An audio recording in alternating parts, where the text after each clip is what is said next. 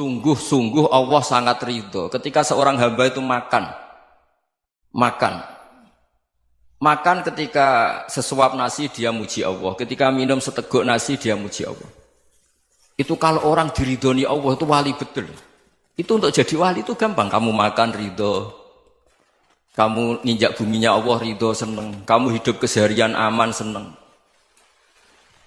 Nah ini supaya sampai kita semua ngaji betapa panduan Rasulullah untuk menggapai ridho Allah itu banyak yang keseharian sekali. Saking kesehariannya banyak dalam hadis dan itu sahih.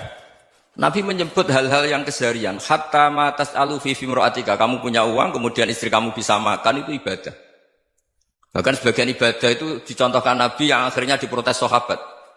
Yaitu wafi buti ahadikum sodakoh. Kamu menggauli istri kamu itu ya sodakoh. Sampai sahabat bilang yang benar ya Rasulullah. Ayati ahaduna syahwatahu wa huwa lahu ajrun. Masa urusan biologis, urusan syahwat kemudian dia dapat pahala. Nabi menjawab, alaysa law wada'aha fi haramin akana alaihi wisrun. Bagaimana kalau dia meletakkan ke yang tidak benar itu kan dosa. Nah, hal-hal seperti ini yang saya ingin teman-teman semua lah, semua. Saya juga agak ingin ngaji demi Anda juga agak ingin. Itu dosa sekali ngaji kok. Pesanan kelompok tertentu itu enggak boleh. Islam itu untuk semua. Jadi ya cuma karena di depan saya jenengan ya seakan-akan jenengan korbannya. Itu ada ilmunya dalam usul fikih itu. Jadi orang itu harus ngaji usul fikih.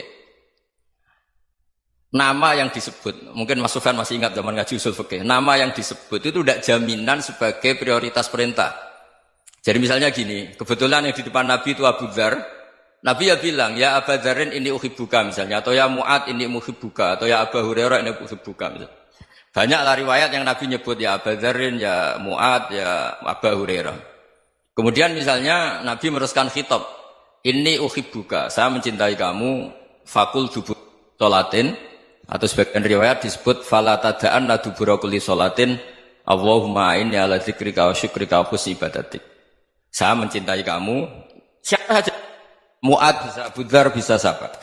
Saya mencintai kamu, mohon kalau habis sholat kamu jangan lupa wiridan Allahumma a'inni ala dzikrika wa syukrika wa husni ibadatik. Ya Allah, tolong kami permudah supaya mudah ingat engkau. Anda tidak bisa mentang-mentang, wong nama saya Parmin, nama saya Purnomo, itu yang diperintahkan Mu'ad misalnya. Jadi yang disebut satu, tapi khitab itu untuk siapa saja. Saya teruskan ya. Jadi saya mohon semua kita melakukan kebaikan itu kalau dalam kaidah fikih disebut al-yakin la yuzalu bisyak. Banyak kebaikan yang kebenarannya itu 100%. Tidak punya efek samping ke pihak lain, ke kelompok lain, ke komunitas lain.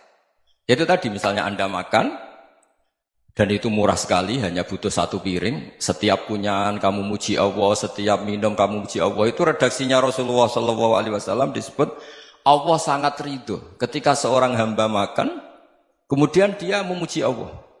Atau minum, kemudian dia muji Allah. Logikanya gampang, negara seperti ini yang kamu harapkan bentuknya kayak apa, mertua, ipar, komunitas, tetangga. Itu nyata terjadi itu kan belum pasti. Sementara yang mesti terjadi adalah kamu butuh makan, kalau tidak mati. Butuh minum, kalau tidak mati. Butuh bumi yang nyaman ditempati, kalau tidak kita juga mati. Sebab itu Allah kalau menyebut nikmatnya itu hal-hal yang keseharian. Alladzi at'amahum min ju'. Allah itu siapa? Allah itu yang menciptakan kamu bisa makan. Tidak berlebihan. Allah itu yang menciptakan kondisi sosial itu ideal. Zaman Nabi itu ya ada orang munafik. Orang-orang pilihan Allah itu juga diuji orang sekelilingnya yang macam-macam. Semua diuji sesuai konteks zaman dan waktu.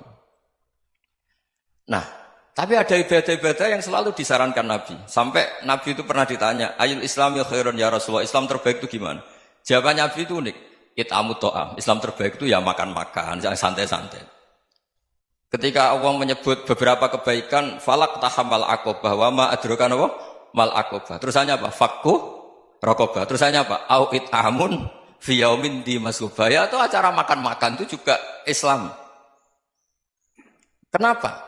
Ya bayangkan kalau tidak ada makanan, kita mati kan? Kondisi sosial tidak ideal itu Anda masih gak apa-apa. Tapi kalau Anda tidak makan, Anda tidak minum, Kamu punya istri cerewet masih bisa hidup, punya mertua cerewet masih bisa hidup. Tapi kalau tidak makan bisa mati. Berarti penting mana istri sama makan? Penting mana? Makan. Semoga istri Anda dengar. Nanti kamu disuruh makan tapi pulang deh. Itu kalau dibahasakan makan masih memahami. Penting mana nasi satu piring dengan istri. Nggak ada nasi mati, nggak ada istri belum mati. Penting mana? Gak berani jawab kan? Nah, ternyata Anda ada garang kan di depan istri.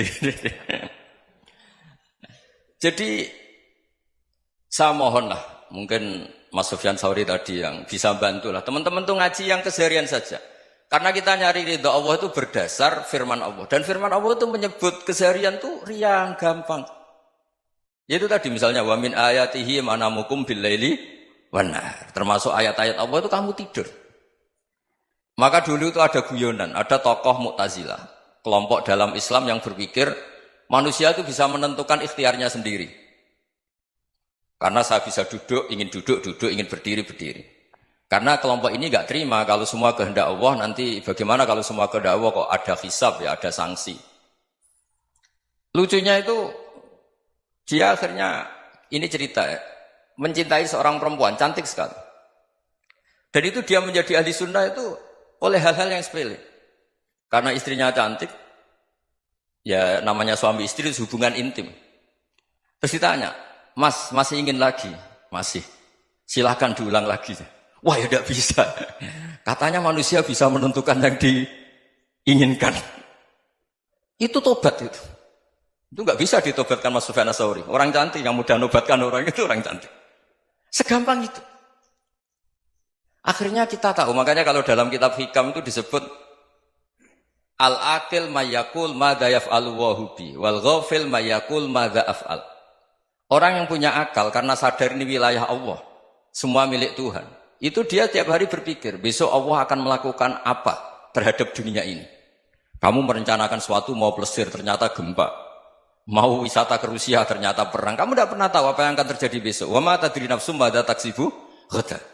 Tapi anda semua kita ini sering punya jadwal permanen. Makanya saya kalau diundang siapa saja, sana takdir. Yang jelas Gus ini acara penting. Ya masih acara penting nak pangeran ngersakno piye? Kok ape dadi pangeran? Kamu kok mau jadi Tuhan? Itu kadang ya kiai. Penting Gus acara ini jenengan harus memastikan bisa.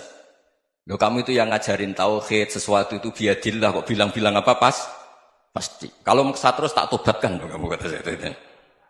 Ya kalau gitu Gus bilang insyaallah. Wah itu hati saya, fisik saya, roh saya sudah bilang insya Allah. Tidak usah kamu latih kata saya. Nah hal-hal tauhid keseharian itu gampang sebetulnya.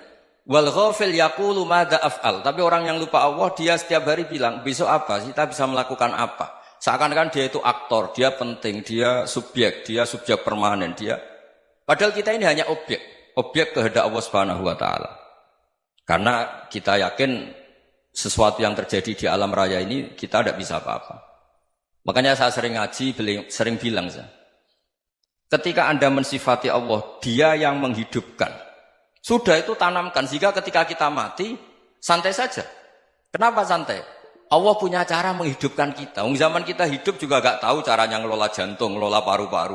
Kamu juga gak tahu ngelola oksigen yang tidak beracun, tidak mengandung polusi. Tahu-tahu hidup.